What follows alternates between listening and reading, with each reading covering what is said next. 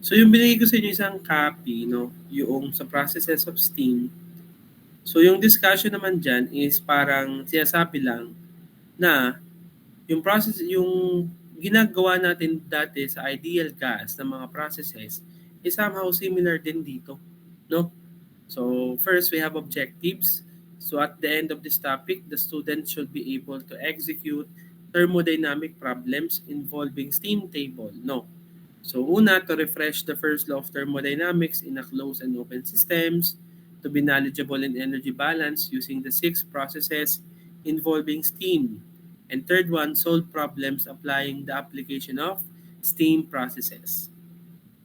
So yung discussion nga natin ito, just like ideal gases, yung steam natin also behaves as a pure substance where phase change happens. So dito nga lang, unlike kay ideal gas, wala tayo doong change ng phase. No? Dito sa steam, meron. Yung pinag-usapan natin noong huli sa pure substance na yung thermo to natin is naka-focus sa liquid to vapor and vapor to liquid. No, doon tayo nagpo-focus ng study when it comes to steam. Okay? So the steam processes also involve the past ideal gas behavior processes such as the isometric, isobaric, isothermal, isentropic, and polytropic process. No. However, during the phase change, it should be considered that the amount of dryness should be considered pa din. And meron tayong throttling happens. Yung throttling niyan, pag narinig nyo yan, that is simply a constant enthalpy process or isenthalpic process. No? So, kumbaga, yung five processes natin ng ideal gas, nandyan pa din. Still applicable pa din dito. No? And madadagdagan lang siya ng throttling process where your enthalpy is being held constant. Kaya isenthalpic process. So, sige, proceed lang tayo para makaabot tayo dun sa unang process, no? So yan, no, before solving various problems involving steam, these are the things that should be considered. So una, know the tendencies and curves of processes using the isobar or the PV and TS diagrams. So dito, we will utilize the PV and TS diagrams for each processes para matrack natin yung movement ng state points ng steam. Okay? So know that interpolation happens. Okay? Dahil nga po hindi naman lahat ng values na kailangan is um, sineswerte tayo na sa steam table sakto agad. No? So lagi madalas 'yan, madalas asahan niyo na pong madalas or sobrang bihira na lang magbibigay sa problem na sakto sa steam table. No, dahil wala ng trail. Hindi na kayo matututo, hindi kayo masasani mag-interpolate kung if lagi na lang eksaktuhan sa steam table yung value. No? Because this subject also requires you to have a double to triple interpolation. Okay? Kaya dapat ngayon palang mga simple pa lang yung interpolation ay minamaster nyo na. No, baka kasi pag nagtatluhan na yan, triple interpolation, naging 3 by 3 na yan, malito lalo. Mahirapan kayo. Ano? So, kahit yung mga simpleng assignment na gayon, sinasagutan dapat. Ano? Number 3, inculcated the reading of steam table depending on state given. So, pinaliwanag ko na sa inyo nung una pa lang, pag table 1 for temperature reference siya, table 2, pressure ang inyong basis, temperature 3, sila na yung mga point under superheated region kasi vapor na siya, and table number 4 is for subcooled region. So, yun naman ay halos ano lang yan. Halos review ng discussion natin ng huli. Okay? So, dito, we have, sa diagram dito, for water at 1.014 bar, ito po, no, for water at 1.014 bar, the saturation temperature is 100 degrees Celsius. So, for example, ito, yung F2G natin, ito yung ating line noong 100 degrees Celsius. Okay? Yung liquid state natin, siya yung line segment ng LF. Itong L to F. Yan yung liquid state mo pa. Di ba? Dahil nga siya ay under subcooled region. No? Yung F to G natin, as nung huli nating discussion, yung F at G natin is nasa saturation lines. So meaning yung F is for saturated liquid. Again, that is a break-even point for your water to be vapor or to be water pa din. And yung isa naman ay sa G, the break-even point for your wet mixture, no, para maging totally vapor siya up until superheated or makondense ulit siya papasok ng wet mixture region. So yun lang naman, just a review ng huli nating discussion sa graph at sa curve ng isang TS diagram. Okay? So pwede na tayo naman mag-pass. Simulan natin dito sa isobaric process or isopistic process. Simply constant pressure process. So guys, ito pa din naman yung discussion natin nung thermodynamics 1. No. So just a recall, yung una natin, ito yung 7 generals, kaya 7 yan, no? 1 to 7 to. That is your 7 generals. Yung 1 natin is the PBT relation. So since we have constant volume, so ang matitira mo lang dyan is simply the T2 over T1 is equal to V2 over V1. So yun po ay hindi I, naputol lang sa copy niya. So lagyan niyo na lang siya ng head. No, letter T. Letter T po yan. So wait lang.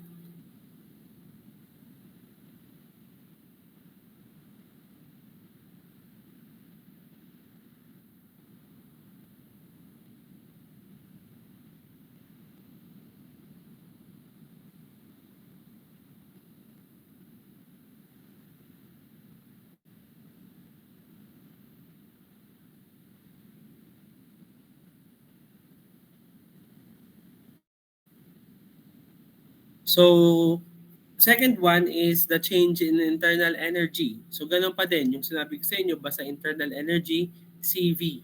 No, CV. Change in enthalpy, you have CP. And the work done flow, nandyan pa din yung pinagkunan natin ng derivation as the integral of PdV. Okay?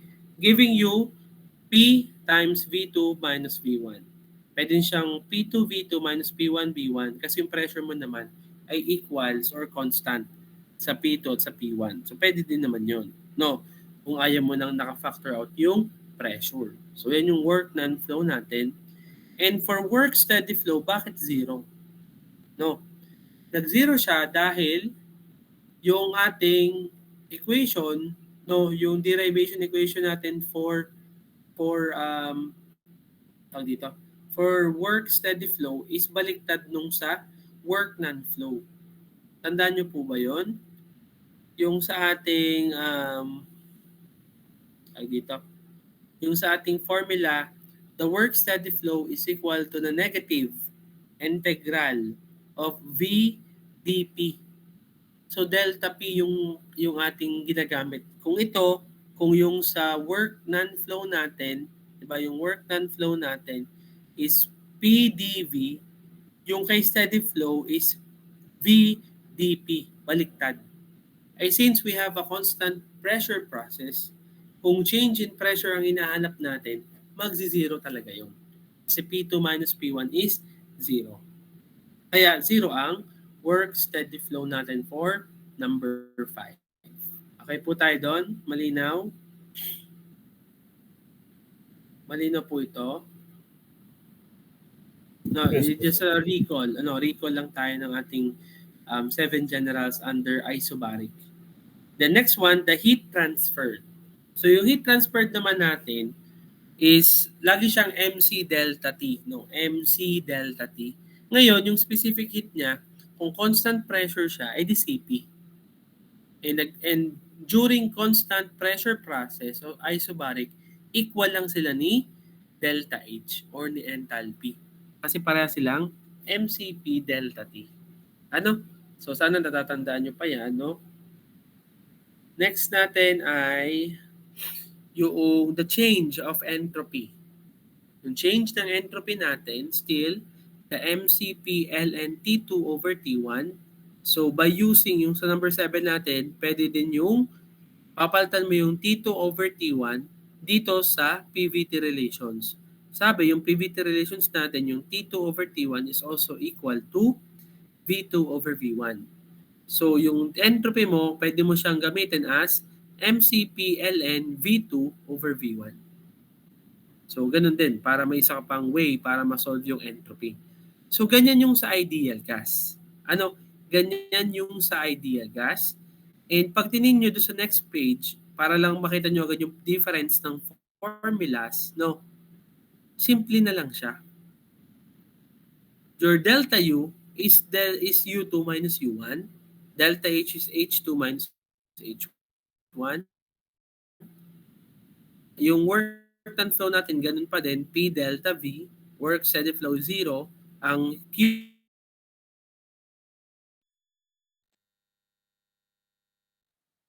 pa ng specific heats, ng temperatures for every point. No? Ito kasi po ay nababasa na sa steam table. Swertihan na lang ulit kung sakto sa tayo sa state points, no? Sakto tayo sa mga saturated points, so madali. Pero nagpapahirap na dito is by means of interpolation, by means of the X or the quality, no? So yun na lang yung tawag dito, additional work para ma-solve to. Naintindihan po ba? Pero still the same pa din 'yan. Ano, may mga times na although yan yung iyong problem, yan yung iyong formula, no, may mga times na ganun, kahit ganyan yung formula, i-apply mo pa din yung um, yung general formula using the ideal gas processes. Kasi doon lang din naman siya galing, di ba? Doon lang din naman siya galing. So, since may same table nga tayo, I will share. Since may steam table nga tayo, pwedeng itong, di ba, yung U2 mo naman, yan naman is, nakuha mo lang din siya as M, C, V, times T2. Yan yung U2 mo. Hanggang T2 lang. Ano? May CV times T1. Okay? Ito din yung kanina, no? Na MCV, factor out to yung MCV kasi yun naman ay common, delta T. So ito dyan galing yung MCV delta T natin, no? So kaya po may times na kailangan mo pa din siyang i-apply. Na for example, given the change in internal energy, find the final temperature. O dito pa din ang gagamitin mo. Ano? Gagamitin mo pa din ito, delta U equals dito. So, kailangan tandaan nyo pa din yan.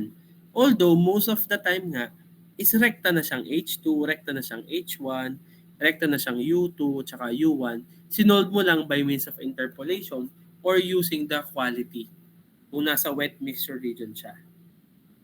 Naintindihan po ba? Nagigets? No. So, hindi pa rin po nawawala yung ideal gas processes natin dito. No. So, proceed tayo ngayon sa from ideal gas process, convert naman natin muna sa steam. Mag-focus muna tayo sa steam process.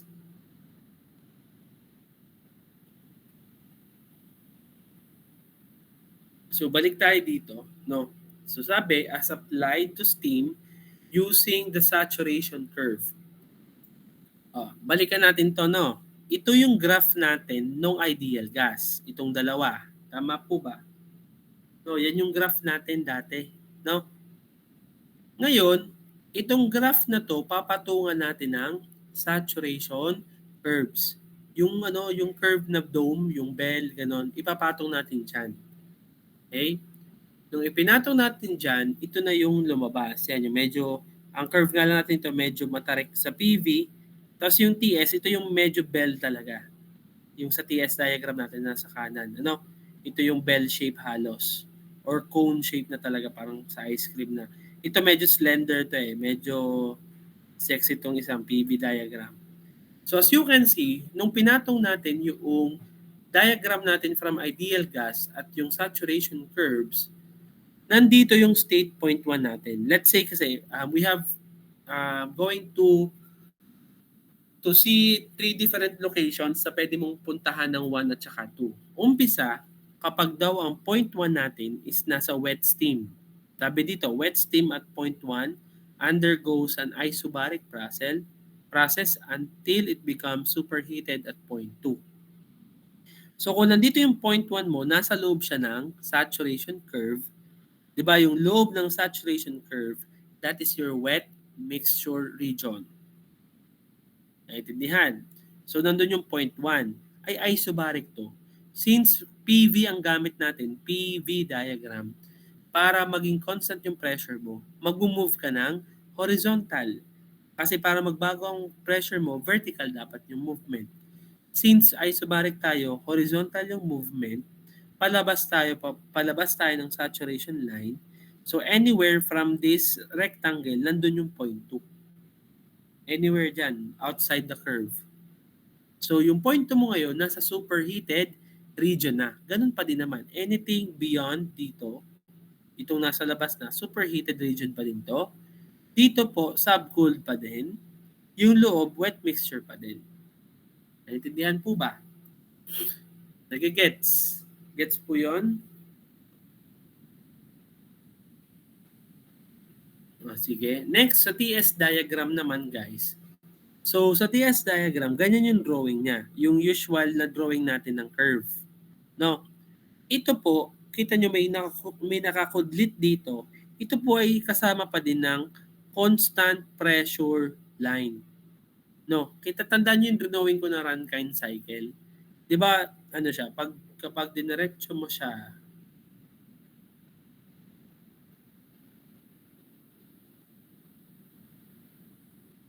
tandaan nyo po yung sa Rankine cycle. So kung ito, idediretso ko to, ito yung end ng point dito, tapos papaganto. Yan. Let's say ganyan, no? Diba, yun na yung sa Rankine cycle natin. Pamula sa point na to, let's say ito yung point 4, di ba? Ito na yung entrance ng boiler eh. Kasi may feed pump ka dito 3 to 4. Siyempre, yung pinapasok mong tubig, nasa subcooled pa. Ito yung entrance ng boiler. Up until dito. Kaya siya, ito yung, yan yung constant pressure line mo. Pamula dun sa subcooled, okay, pamula dito sa subcooled, yan, tapos tatawid sa wet mixture region, tataasin sa superheated. Constant pressure pa din yan. Yun nga lang, kaya ganyang medyo may paslant kasi ang gamit mong diagram is TS. No, ganyan ang flow ng pressure mo kapag TS diagram. Eh dito pag PV, tuwid lang talaga kasi pressure yung iyong isang coordinate. Eh ngayon kasi dito TS diagram, so ganyan ang representation ng constant pressure dyan. Naintindihan po ba? Okay. So ganun pa din. Since 'di ba itong may tawag ito, may guri-guring shape, yan yung iyong ideal gas na diagram. So again, yung state point 1 mo daw ay nasa wet mixture region. So itong point na to, yung dulo nung shape, that is your point 1. Then nasa labas, superheated. So sundan niya lang ito hanggang doon. So anywhere dito sa extension, pwede yung state point 2. Okay? For representation naman yun. For representation lang, no? Okay. So yun yung isang case kapag daw galing sa wet mixture palabas superheated. No, at constant pressure process. Yung isa naman, superheated steam at point 1 undergoes an isobaric process until it becomes saturated steam at point 2. So dito, pwede nang sabihin natin na ito ay pabaliktad, no? Pag galing sa labas, papasok. Kagaya nitong saturated steam at point 1, undergoes an isobaric process until it becomes wet at point 2. So kung pwede siyang galing sa labas, yung point 1 mo is superheated muna bago pumasok sa loob, naging saturated siya. Naging no. So para saan po ba yan? Kasi po, hindi lang naman ang problem natin is iikot agad kay Rankine. Kailangan alam ninyo kung paano mag-solve per process. No? So, yun muna ang itatry natin sa example problem natin ngayon. So, let's say we have this problem.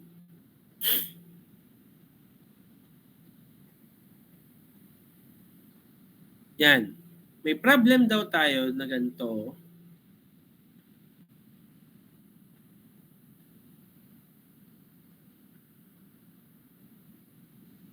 Okay, so yun yung problem natin. Wala siyang yan lang yung diagram. Wala pa siyang points, no, wala pa siyang points. Diagram lang. Ang kailangan kasi nating malaman is yung flow. Kung siya ba ay galing loob palabas o galing labas paloob. No, ang given lang natin diyan, let's say we have a pressure of 1.7 MPa.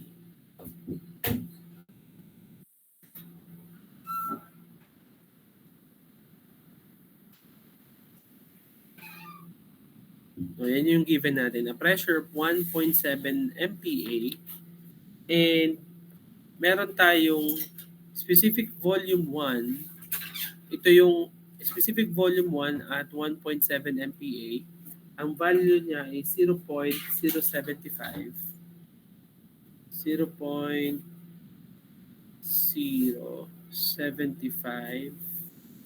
7 yan, 75, 96.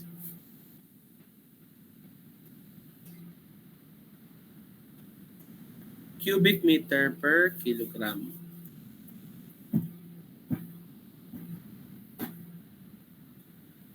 Then, isa pang specific volume at 0.2. Specific volume at 0.2. Na equals kay 0.131796. 0.137996. So, yan lang yung given natin. So, ang hahanapin natin ngayon is nasan yung 0.1, nasan yung 0.2, at yung iba pang properties. Just using these three values. Siyempre, alam natin to, this is at constant pressure process. No? At constant pressure process, hahanapin natin yung T2, delta U, delta H, delta S, the heat, and delta S. Yan. So, paano gagawin? So, sinulat ko lang yung given para makita nyo na, okay, dyan lang pala nagsimula lahat. Magiging ganito na siya. So, kung nakopy nyo yung given ha, ganito na siya. Nasolve na namin ito kahapon para madali ang explanation.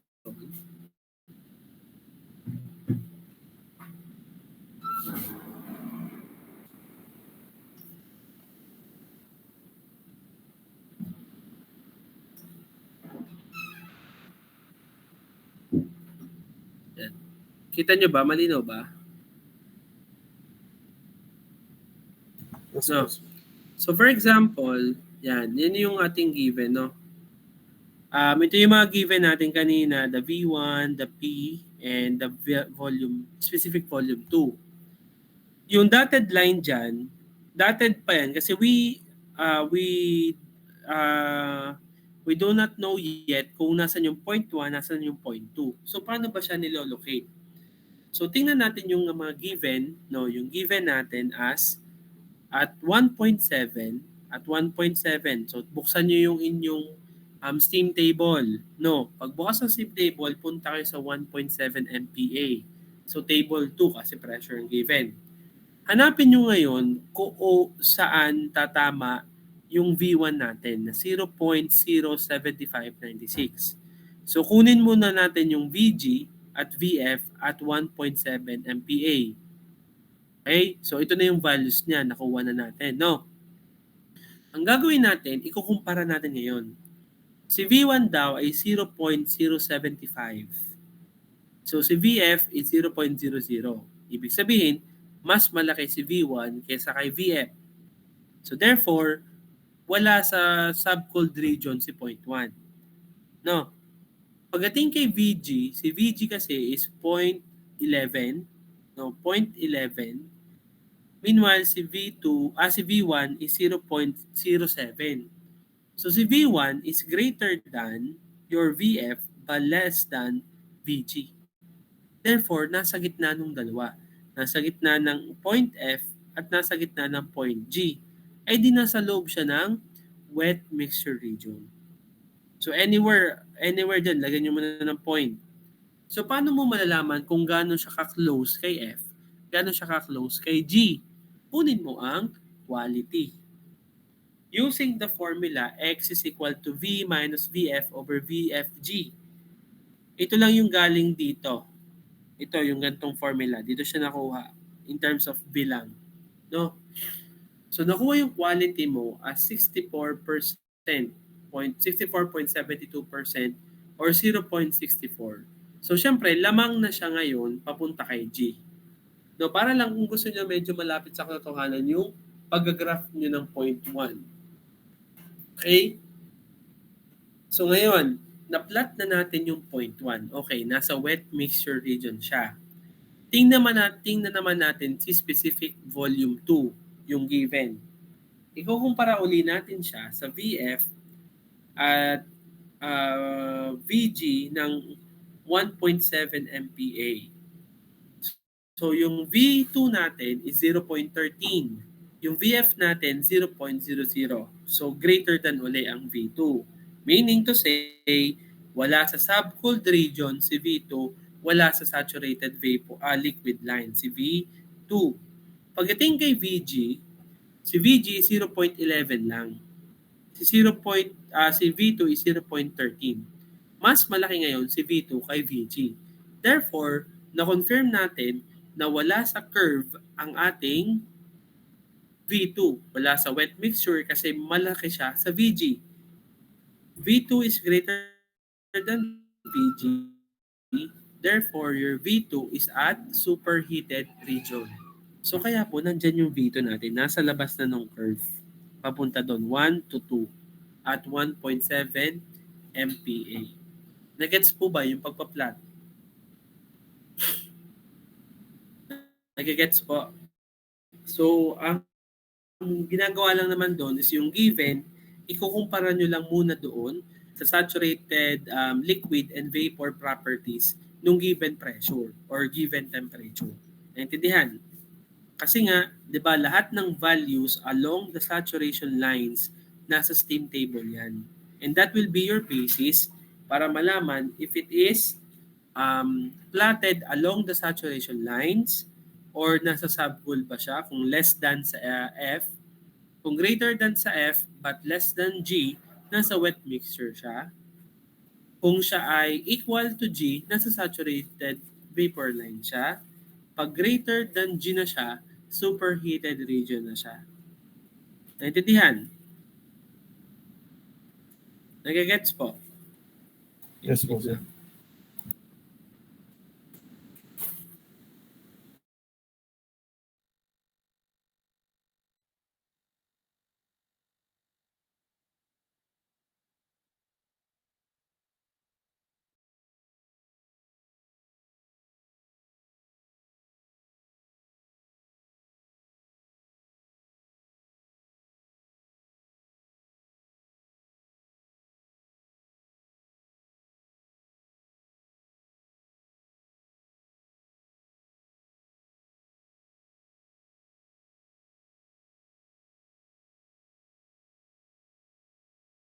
Okay, so continue tayo. No? So ngayon, alam na natin yung graph or yung diagram ng constant pressure process sa given natin. No? Okay na tayo dyan. Ngayon, ang pinapahanap kasi sa atin ito, we are looking for the T2, the change in internal, change in enthalpy, change in the entropy, And our heat, huwag nyo napansin itong F, nagdoble lang yung sulat ko ng delta S. No? So hanggang heat, no? So using the quality na nakuha natin, yung quality, ang ginagawa ko dyan, ini-store ko siya sa A. Kasi ilang beses ko siyang gagamitin. And again, dito po sa ating subject, sa dulo lang tayo nagre-round off. Okay? To 4 decimal places. Pero yung during the solution and the process, store lang tayo ng values. Naintindihan po ba? Okay. So, pwedeng, ang kunin natin, no, hindi ko lang sinulat ngayon yung values ng mga UF, UFG, kasi diretso na ako sa same table, no. So, to get the value of your U1, bakit kukunin si U1? Kasi ang hinahanap mo is delta U. Ang delta U, di ba, lahat ng delta is final minus initial or 2 minus 1.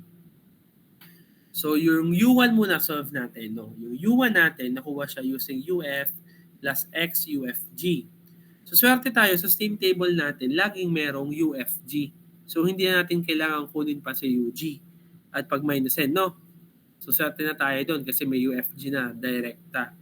So, kunin mo lang yung values nito, pwede nyo siyang itry, no, on your own para masanay. UF plus XUFG, that will give you 1987.9622 kilojoule per kilogram. Store mo ngayon kay B. O, sulat mo dito kay B para di ka malito. No, na kay B siya. Si H1 naman, ganun din, HF plus XHFG, no, that will give you 2,117.4.0455 kilojoule per kilogram store kay C. No, na kay C na siya. Then yung S1 natin, gamit pa din yung same formula na SF plus XSFG, bibigyan ka ngayon ng 4.9789 or kilojoule per kilogram Kelvin. Store mo kay D. So meron ka ng initial state points ng internal enthalpy, internal energy, ng enthalpy at ng entropy. Ngayon, punta tayo sa state point 2. Ang state point 2 natin is na superheated region na siya, kaya ang gagamitin is table 3. Vapor na, yung table 3 which is for vapor na dahil superheated na siya. Ngayon, ano ang magiging basis natin? Alam natin na yung V2 mo, yung specific volume mo at state point 2 is at superheated. Siya ngayon ang hahanapin mo sa steam table at syempre 1.7 MPa pa din. So hanapin mo sa table number 3 yung 1.7 MPa. Okay, so pag nahanap mo na siya, hanapin mo naman under ng specific volume kung saan malapit yung 0.13796. O para madali, hanapin mo kung saan malapit yung 137.96. Kasi di yung nasa steam table natin doon nakamultiply ng 1,000. So yung V2 mo dito para madaling hanapin, edi multiply mo muna to sa 1,000 para yung kapareha siya ng decimal places sa steam table. So ito, 137.96 yan. So pag tiningnan mo siya, brinouse mo, hinanap mo sa V under 1.7 MPa, makikita mo dapat na at temperature 260 at 270, doon pumagitna yung value ng V na 0.13796. Sine-check nyo po ba? Baka kasi mali itong pinagdadada ko dito, no? Check nyo din, ha? Para na ano nyo din yung pagbabasa ng steam table. So, yun. So, upon checking, in between ng 260 at 270, yung T2 natin. So, by interpolation, makukuha nyo si T2 as 265.418 degree Celsius.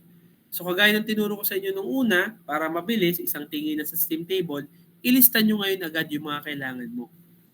Diba? Kailangan mo ng U2, ng H2, ng S2, para madali na agad ang pagbabasa. Dire-diretso. Hindi yung sinulat mo na yung temperature, okay, interpolate. Mamaya, tingin ulit kay steam table, paano kung nawala na, di hahanapin mo ulit. Kaya po, pag ganun, isulat mo na sunod-sunod yung mga values para mabilis. Para mabilis. Tapos magdala ng ruler sa exam o kaya tuwing may klase para hindi naduduling. Nakafocus ka lang kung saan yung ruler. Para hindi magsala-sala ang nakokopyang values. So upon checking, ito yung mga values ng UHS sa tapat ng 260 at tapat ng 270. So by means of interpolation, pwede mo na siyang sagot agad. Yung U2 mo, pag nakuha mo as 2717.5607, huwag mo muna siyang i-AAC. Yung sagot nito, minus alpha B na agad. Kasi para hindi mo na kailangang i-store pa kung mahigit pa dito yung value niya. No, para buong value pa rin yung nagamit mo. So yung U2 na nakuha mo sa interpolation, minus alpha B agad. Para nakuha mo na agad yung delta U as 729.5985 kilojoule per kilogram. Naintindihan? Okay? Ganon din sa iba. Pag interpolate mo ngayon kay H2, ang makukuha mo is 2952.1406 kilojoule per kilogram minus alpha C. Kasi nandun yung H1 mo. Makukuha mo is 835.0951 kilojoule per kilogram. And last one, yung S2, pag na-solve mo na by means of interpolation, yung 6.7088 kilojoule kilogram Kelvin minus dun na agad sa alpha D para meron ka ng delta S na 1.7299 kilojoule per kilogram. Natin at constant pressure process, our heat is also equal to enthalpy. Kaya ganito na lang siya. No? So kung alam mo yon, masasagutan mo yung heat. Kung hindi mo alam na ang relation between the enthalpy and the heat, baka di mo masolve. Kasi yan lang naman yung values na meron ka. Ano po? Nagigets? Gets nyo po yung pagsasolve ng ganitong klaseng problem na hindi pa siya totally cycle ha. Isang process pa lang to. Okay? Pero ganito na din. May interpolation na, may quality na, lahat na nandito na kompletos, Ricardos. Ano po? Naintindihan? Nagets po ito. So ngayon, i-try nyo siyang i-solve. Please, no? Try nyo, practice nyo sa sarili nyo mag-solve na ganito. Kasi po, may assignment kayo. Assignment, dapat po ginagawa yon. So ito po yung assignment nyo. Okay? So, problem, steam with an enthalpy of 2,000 kilojoule per kilogram undergoes a constant pressure process at 2.0 MPa until the enthalpy becomes 3,500 kilojoule per kilogram. So, determine the following. So, yung A, specific volume, yung change ng specific volume. B, yung temperature natin sa point 1 at 2. Yung D, lahat ng change sa U, H, at S. Ang E, ang heat natin, kilojoule per kilogram na lang. Wala kasi tayong bigay na mass flow rate. So, hindi ka makakuha dyan ng kilowatts. Then, pakigraph ng PV and TS diagram. So, ano po yung igagraph? Di ba nga, ito na yung graph niyan. Yan, ganito na, di ba? Parang ganyan na yan. May curve na ganyan. Ang hindi pa lang natin sure is yung flow ng process. Kung pamula loob palabas o pamula labas paloob. Yun yung kailangan mong ma-identify dun sa PV and TS diagram. Naintindihan po ba? Nagigets? Sure po, wala po kayong tanong, sigurado na. Sure na. As in 100%. Sure. Naintindihan? Okay, Esguera. Sir, i-clarify ko lang po. Yung Q po, ang ano nga pong in terms of ano lang po? Kilojoule per kilogram lang since wala tayong mass flow rate. For us to get kilowatts, kailangan tayo may per unit time na unit. Ay wala mang given na mass flow rate. So, kilojoule per kilogram lang din. Okay, do you have any questions pa? Clarifications? Okay, so we are 1 out of 5 processes. No? Di ba ba yun nandyan? So we have isobaric, isometric, we have isothermal, and polytropic. No? So yun yung kailangan natin matapos. So next meeting, siguro makakadalawang process tayo doon. No, sa next meeting, kasi 2 hours naman tayo. So yun. So please, ayusin nyo na agad itong isobaric kasi halos parehas lang naman siya ng isometric at isothermal. No? Yun. So again, do you have any questions about the topic discussed today? Sir, See. pwede pong tingin po ulit nung solution po dun para sa sinagatan po natin kanina. Si screenshot po. Ito. Ayan. Medyo ano lang yung sulat kasi ang hirap sa mouse eh. Yan.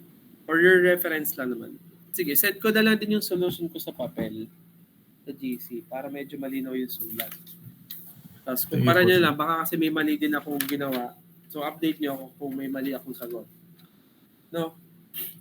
Ay, nandito na rin kasi yung assignment ko. Kasi sinosolve ko din naman yan, hindi lang naman ako nagpapagawa sa inyo. Sinosolve ko din yung binibigay ko sa inyo.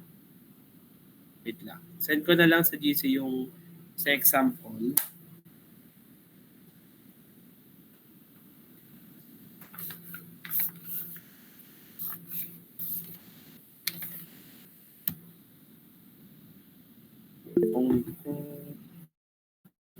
Si Esguera. Sir, good morning po. Clarification lang po. Bale, yung schedule po natin ngayon, na-adjust na po talaga ng 10 to 11 po. Ano ba dati? 9 to 10 po kasi dati. 9 to 10 ba dati? Oo, yan ang susundin natin. Final na yan. 10 to 11. Tapos, di ka po ngayon ay even week po. Tapos ay yung nilapit ko po sa inyong last na concern po na if Sa ever Friday. po ay sa Friday po. Ay pwedeng Ay, maging... sa lahat ba ay Sa lahat ba ay yun? Possible yun? Sa lahat ng O9. Kasi parang sa Friday, kapag even week, magpe-face-to-face tayo kasi magkasunod yung inyong face-to-face at online sa akin. Kasi itong term mo to, naka-plot siya for second year. No? Tama ba? Ganun nga yung nangyari, no? Yes po. So, sa lahat ba ng O9, okay lang sa inyo na pag even week Friday, face-to-face tayo? Goods lang, okay lang. Kasi mahirap naman habang nasa biyahe kayo ay naka-online. Bilang may napara, di ka, baka hindi makapakinig ng ayos. So, sige, so sa Friday ay tayo? Face-to-face. So, pa-update na lang ako sa Friday morning. Baka makalimutan ko na face-to-face tayo sa Friday. Okay. Bali po sir, odd and even week po, yung schedule po tuwing Friday ay magiging FTF. Clarify ko. Parang mas na ang ating face-to-face. Mas lamang na kaysa sa online. Parang ang online meeting natin is kahit ba ang online, pure na tayo, no? 1 hour na lang online natin. Tama ba? Yes po, magiging ganun po. Pag online week, 1 hour lang din. Pag tapos 2 hours, lahat ng 2 hours natin ay face-to-face. Tama? Yes po, sir. Okay, sige. Update mo na ako sa Friday. Baka mawala sa isip ko. So, again, do you have any questions or clarifications? May tanong po ba? Sure na? Sure na? Wala? Sure na sure? Okay, so next topic natin is yung isometric naman tsaka isothermal. No?